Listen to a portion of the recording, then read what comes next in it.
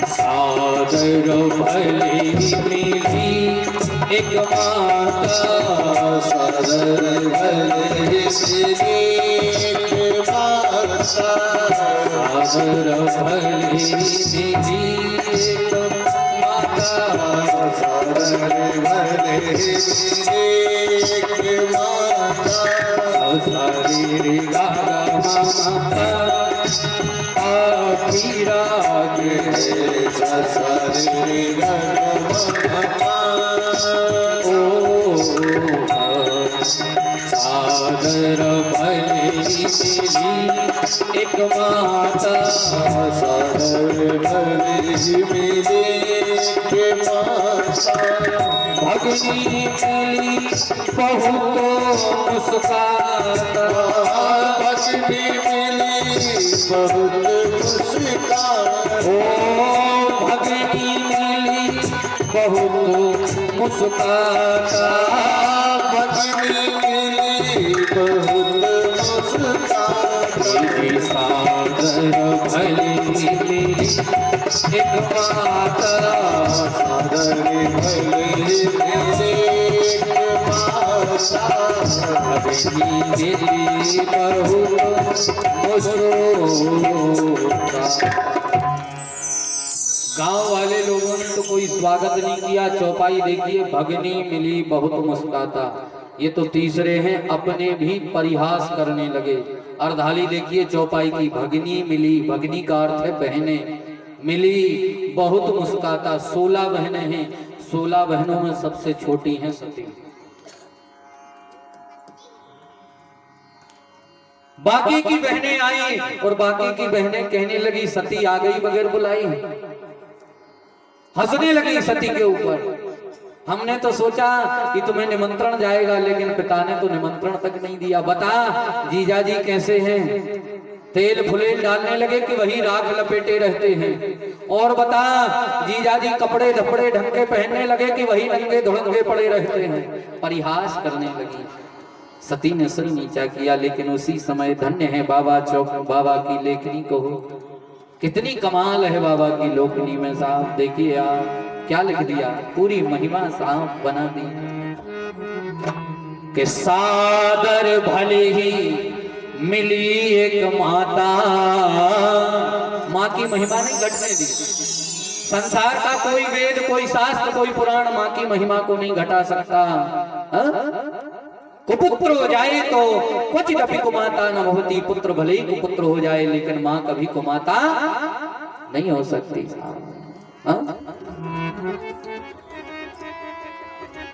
माँ के स्तन का दूध, छोटे से बच्चे को आप कहिए चलो बेटा मिठाई खिला दें, लेकिन उसका पेट मिठाई में नहीं भरेगा, उसका माँ के दूध में ही उसका पेट भरेगा।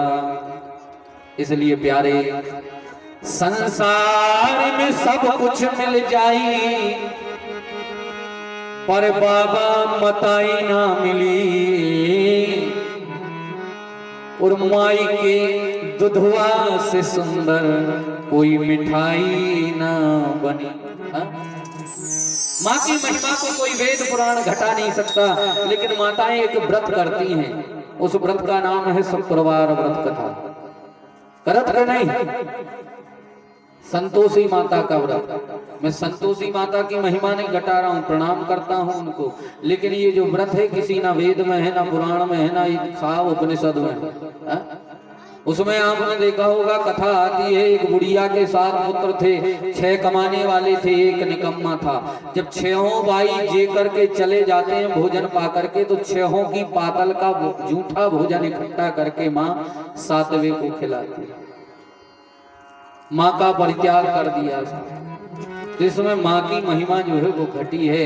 माँ की महिमा तो साहब एक ही चीज है, धन आपका बढ़ सकता है, ये जमीन जायदाद बढ़ सकती है, ये पशु बढ़ सकते हैं, लेकिन माँ का वात्सल्य कभी कोई बांटने वाला ना हुआ है ना होगा साहब। जितना प्रेम वह कलेक्टर पुत्र से करती है, उतना ही प्रेम लंगड़े पुत्र से भी करती है। माँ का वात्सल्य कभी बांटा नहीं जा सकता।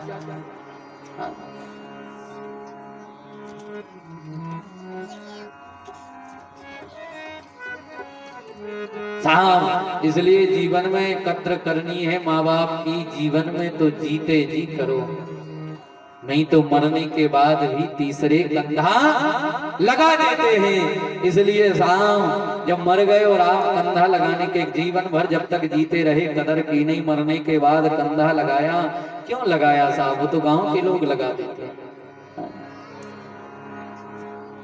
वर्णन आया बाबा तुलसी भी यहाँ माँ की महिमा नहीं घटने देते। सादर भले ही मिली एक माता, जैसे ही सती की माँ आई, सती की माँ जैसे ही आई, बहनों ने तो खूब परिहास उड़ाया, आंखों से आंसू निकल रहे हैं, अंदर क्रोध बढ़ रहा है सती के। लेकिन माँ आई और जैसे ही सिर पर हाथ फेरा, बेटा सती क्यों रो रही है, शांत हो जा। जैसे ही कहा आंख से आंसू बंद हो गए, हृदय में जो क्रोध रूपी अग्नि धधक रही थी वो दूर हो गया। सती कहने लगी माँ क्यों ना रो, पिताजी ने सबको बुलाया लेकिन मेरे पति को और मुझे नहीं बुलाया। सबते कठिन जाति अपमाना, मेरा अपमान किया, मेरे पति का अपमान किया। साफ वर्णन आया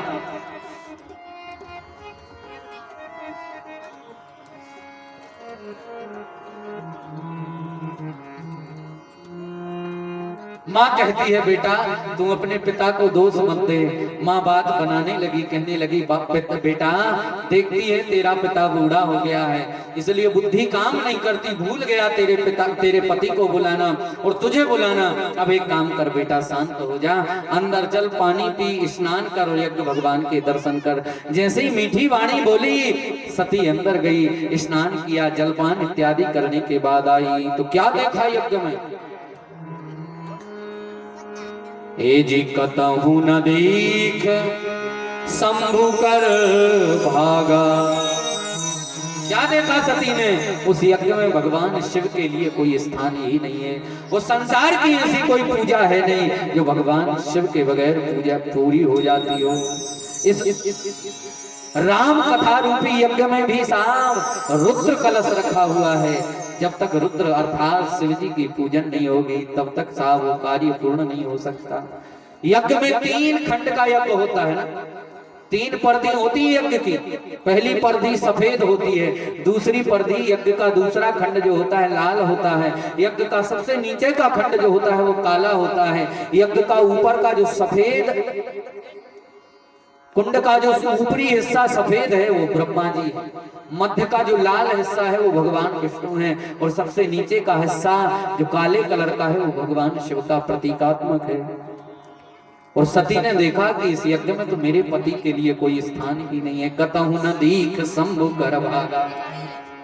सती का क्रोध जागृत हुआ और सती कहने लगी जहां पर भगवान का, अपने गुरु का और अपने पति का अनादर होता हो या कोई निंदा करता हो, शास्त्र कहता है कि साहब यदि सामर्थ्यवान है तो आगे बढ़ करके उसके 32 दांत तोड़ करके फेंक दो।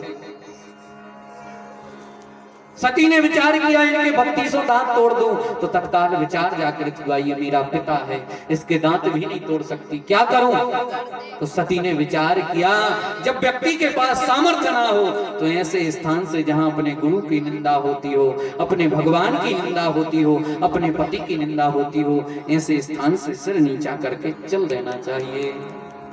तो सती ने विचार किया पिता है इसलिए इसको दंड दे नहीं सकती, इसलिए सिर नीचा करके चली जाऊं। जैसे ही जाने लगी तो सती ने विचार किया क्या मुंह लेकर के जाऊं, मेरे पति ने तो पहले ही मना किया था सती मत जा, मैं जानता हूं तेरे साथ कुछ और होगा। सती विचार करती है कौन सा मुंह लेकर के जाऊं, तो साहब वर्णन आया